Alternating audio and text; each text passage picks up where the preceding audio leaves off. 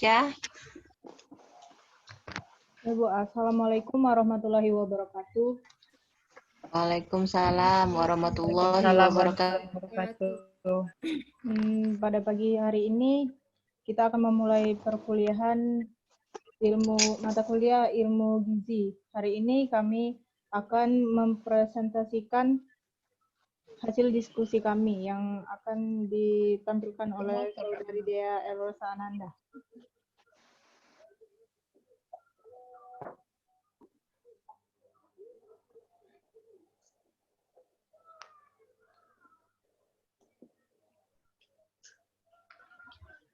Sudah muncul belum? Belum, nah sudah.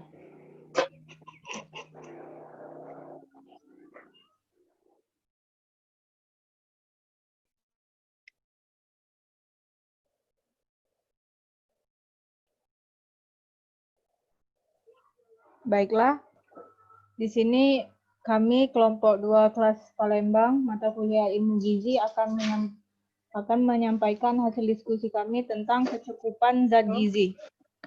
Perkenalkan, di sini Dea Elrosa Ananda sebagai penyampai materi. Saya sendiri Anastasia Handayani sebagai moderator dan Lutfia Syafira sebagai penyaji materi. Baik, kita langsung mulai saja. Untuk pertama akan dibacakan oleh Saudari Lutfia Syafira.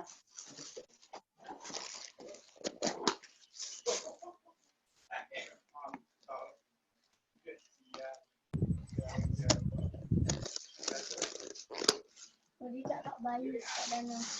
Mantap. Jadi kakak tuh Kak Bayu. Hah? Jadi kakak tuh Kak Bayu. Di full ke ya. Di full. Iyalah. Aku gelap-gelapan ini. Iyalah. Apa? Apa dia itu? Maksudnya apa dia? Nasi dengan itu. Ini ada Ya, ikan. di full ke ya layarnya ya. Lado tahu, lado galo, lengkap sudah. Sudah tos di sini Mana? tos full.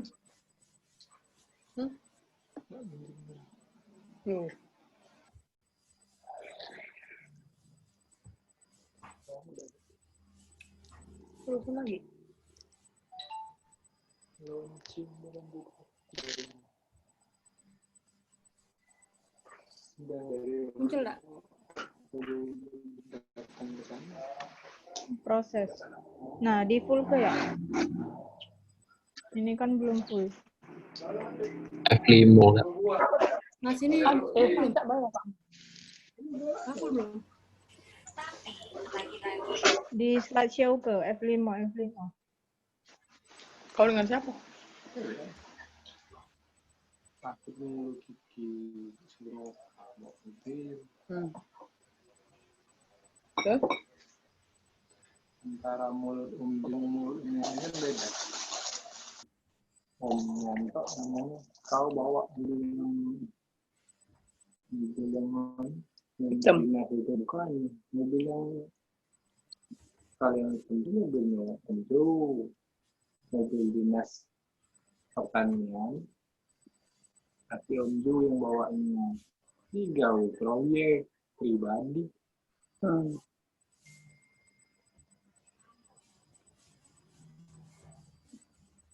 Tasya, Yang di bawah ya, di bawah ada ini tombol kecil tuh nah di bawah.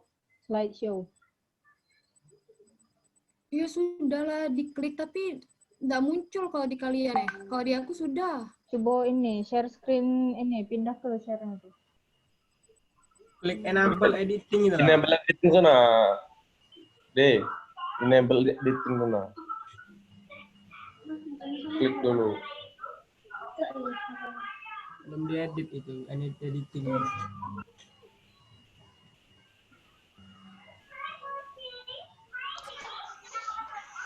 Itu diklik enable editing itu di PowerPoint-nya.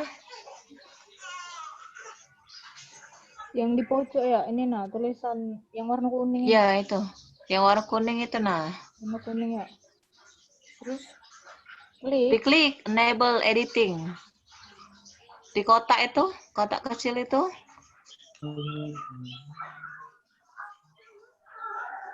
Bisa deh.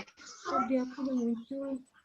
Bu, Ini kan ada tulisan protect view. Juga lo. Protect view. Kayak makannya bu barang ini. Halo. Enable editing. Jika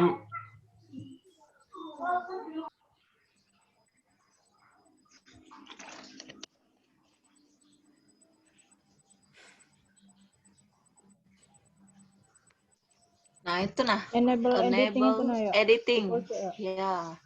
yang ini kan? Diklik. Ya, Iya, kotak kecil itu. warna kuning.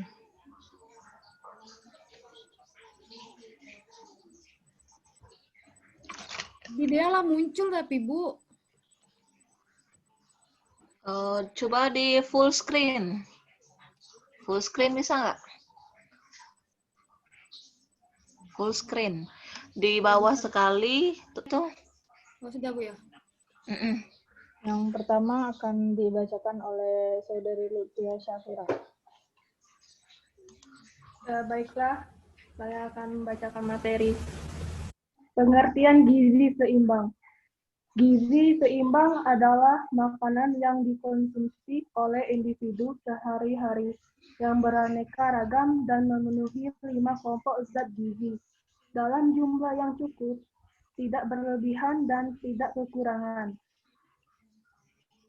Ganti ya.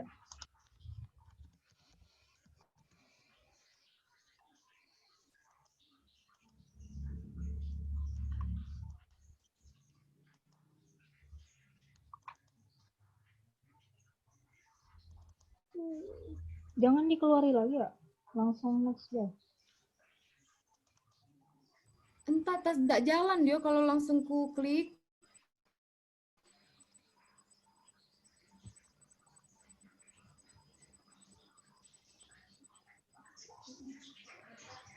Di full screen lagi deh. Ini sudah belum Bu? Belum. Yang di bawah itu, yang di bawah tadi 102% tuh di sebelahnya. Diklik.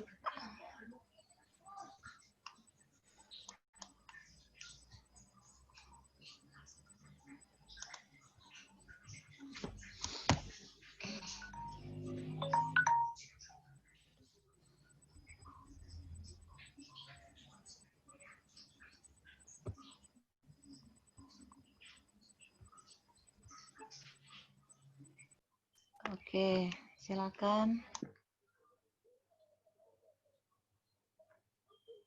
Sudah muncul, Bu? Belum.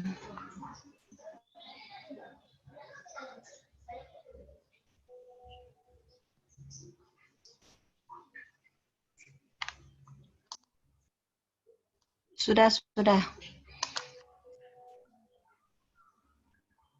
Ini digeser yang warna selanjutnya, long sleeve di sedikit sama mini.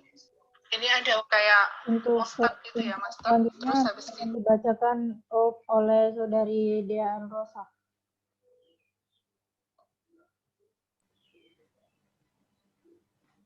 Yang kedua tes. Fungsi zat gizi di dalam tubuh adalah satu, memberi energi. Zat-zat gizi yang dapat memberikan energi adalah karbohidrat, lemak, dan protein. Oksidasi zat-zat gizi ini menghasilkan energi yang diperlukan tubuh untuk melakukan kegiatan atau aktivitas. 2. Pertumbuhan dan pemeliharaan jaringan tubuh. Protein, mineral, dan air adalah bagian dari jaringan tubuh. Oleh karena itu diperlukan untuk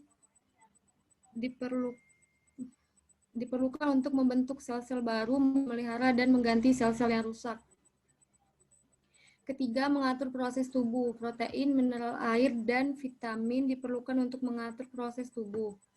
Protein mengatur keseimbangan air di dalam sel, bertindak sebagai buffer dalam upaya memelihara netralitas tubuh.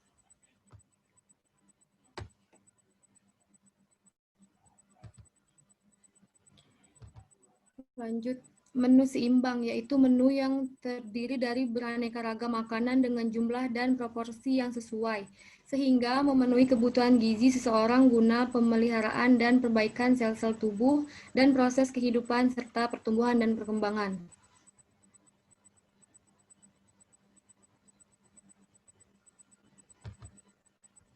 Peranan berbagai kelompok bahan makanan tergambar dalam piramida gizi seimbang yang berbentuk kerucut populer dengan istilah triguna makanan.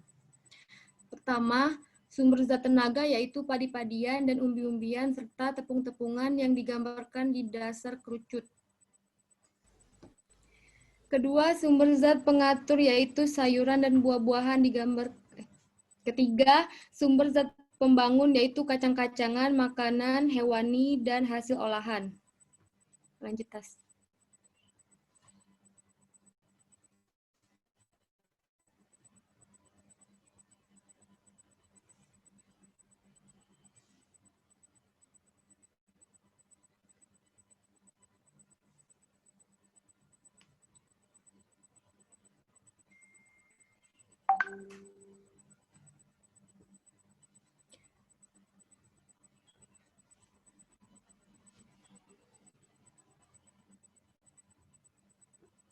Untuk selanjutnya akan dibacakan oleh Saudari Lutfia Syafira.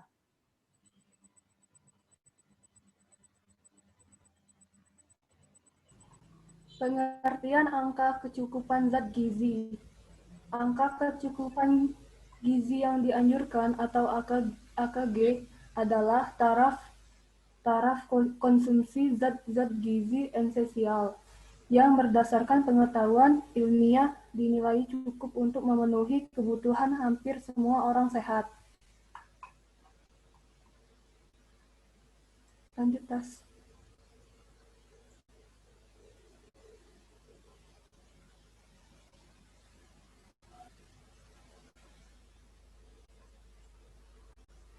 Angka kecukupan gizi berbeda dengan angka kebutuhan gizi atau dietary requirements.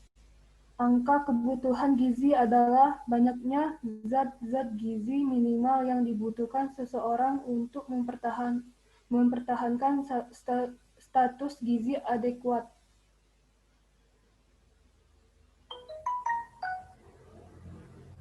Angka kecukupan gizi yang dianjurkan adalah sebagai berikut. 1. Merencanakan dan menyediakan suplai pangan untuk penduduk atau kelompok penduduk. 2. Menginterpretasikan data konsumsi makanan perorangan ataupun kelompok. 3. Mengembangkan produk pangan baru di industri. 4. Menetapkan standar bantuan pangan. 5. Menilai kecukupan persediaan pangan nasional. 6. Merencanakan program penyuluhan gizi. Lanjut, Tas.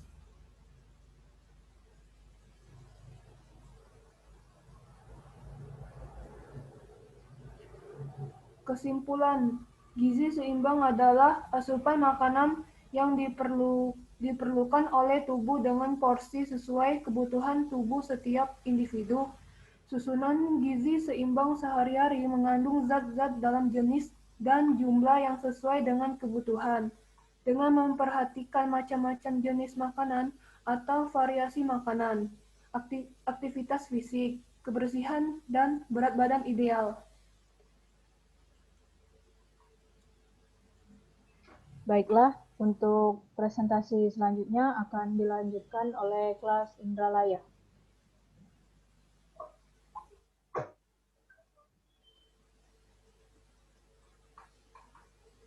Baiklah, Assalamualaikum warahmatullahi wabarakatuh. Perkenalkan, kami dari kelompok 2 akan mempresentasikan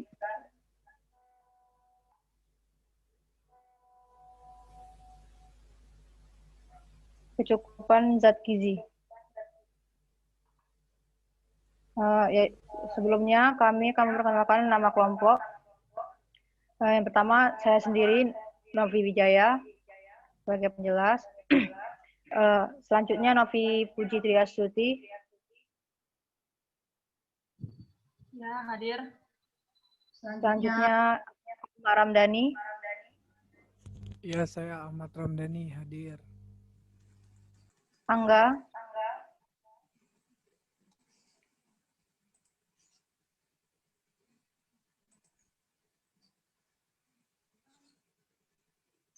Angga. Hadir. Hadir. Dodi Andika.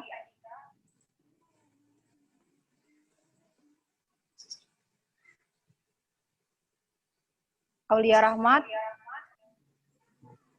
Hadir. Mafiro Puja Kusuma. Hadir. Baiklah, langsung saja. Materi pertama akan dibacakan oleh Saudari Novi Pujitri Astuti. Dipersilakan. Baik, terima kasih untuk Saudara Novi Jaya yang sudah memperkenankan saya untuk menjelaskan. Di sini ada pengertian gizi. Banyak sekali pengertian gizi itu. Jadi di sini ilmu gizi adalah ilmu yang mempelajari segala sesuatu tentang makanan dalam hubungannya dengan kesehatan optimal. Kata gizi itu berasal dari bahasa Arab giza, yang berarti makanan. Kemudian, di satu sisi ilmu gizi berkaitan dengan makanan dan sisi lain dengan tubuh manusia.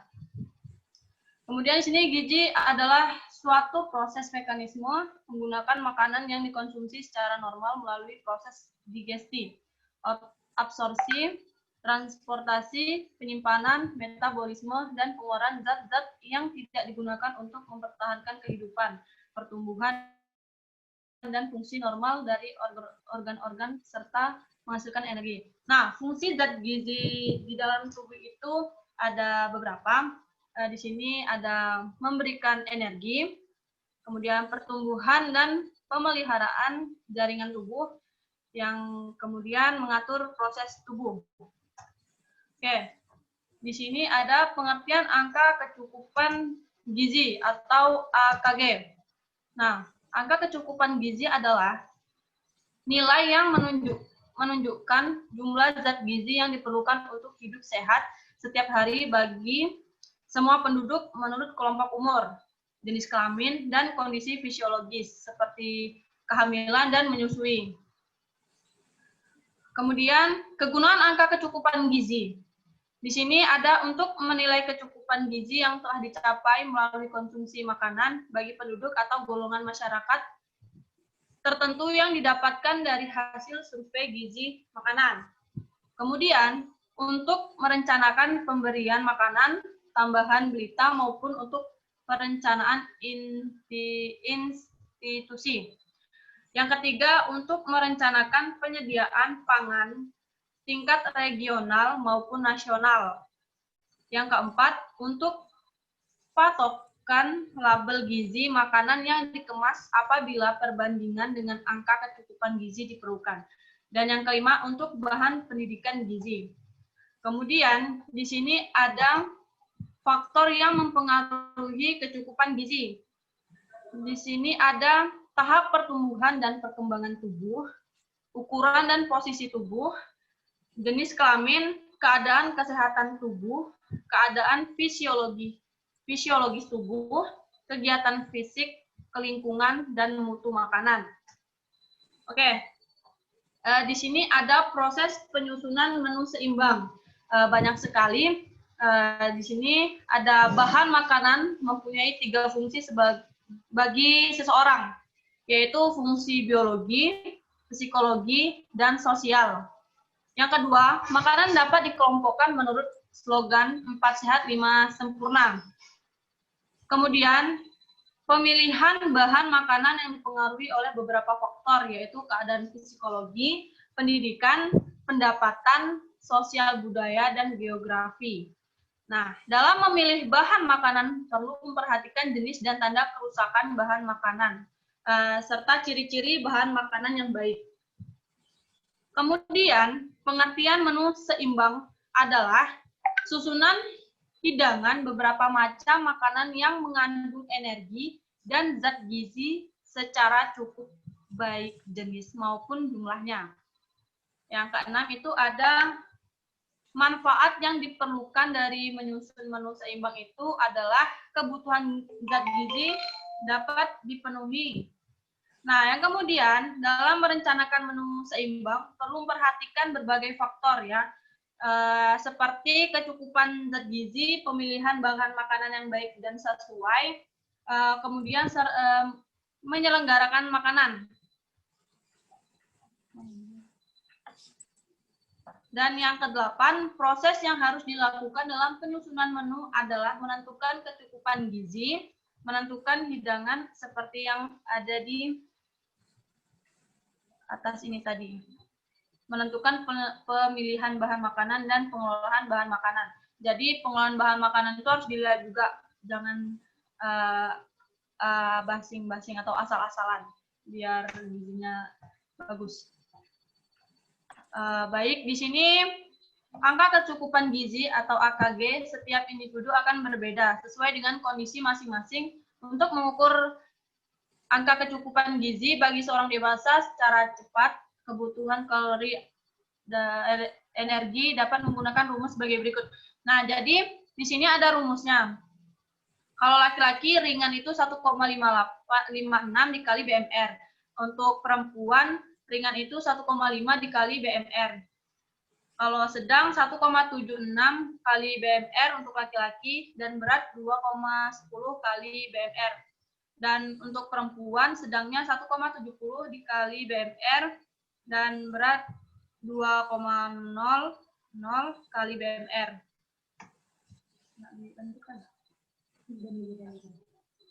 Mungkin bisa dilanjutkan untuk saudara Ahmad Ramdhani.